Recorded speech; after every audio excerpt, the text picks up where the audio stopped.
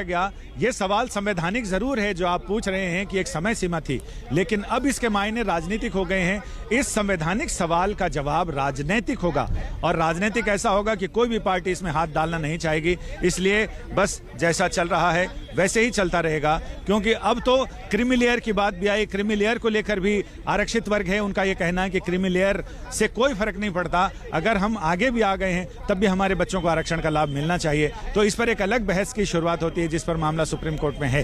तो ऐसे में क्रीमी लेयर को लेकर भी सारी चीजें आती हैं कि उस पर भी ट्रिपल टेस्ट है, वो कैसे किया जा रहा है, उसको आगे कैसे किया जाएगा।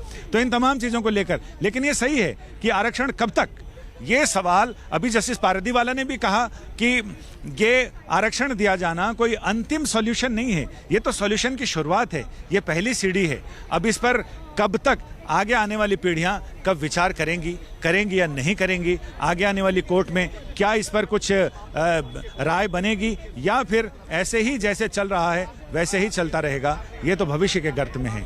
लेकिन संजय, एक और प्रश्न था जिस पर भी क्या स्पष्ट हो पाया है अभी तक, जिस तरीके से पढ़ा जा रहा है फैसला, उसको क्लियर भी कीजिएगा कि राज्य सरकार को निजी संस्थानों में एडमिशन के लिए ईडब्ल्यूएस कोटा तय करने का अधिकार मिलना क्या संविधान के खिलाफ है? क्या इस पर कोई प्रतिक्रिया अभी तक आई?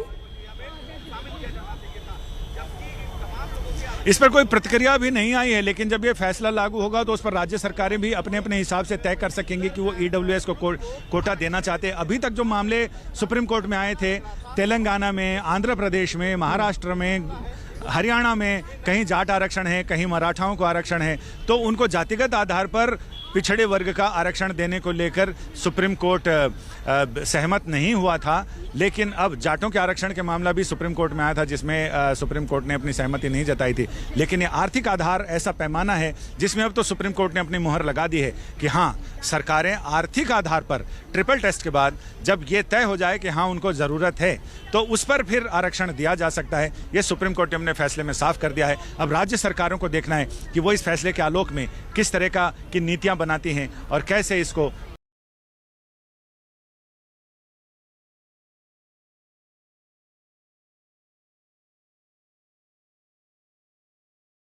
अमल में लेके आती हैं। संजय, अब ये तो क्लियर हो गया कि ये इंडिपेंडेंट है, आर्थिक आधार पर आरक्षण इंडिपेंडेंट है, इसका एससी एसटी और ओबीसी को मिल रहे आरक्षण से कोई लेना देना नहीं है। इसकी भी जो लिमिट है वो 50%।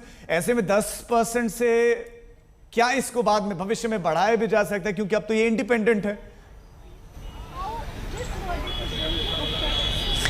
अब इसको भविष्य में कितना बढ़ाया जाता है ये देखने वाली बात होगी, क्योंकि अभी तक तो सिर्फ 10% जो सरकार ने तय किया है, जो कैप तय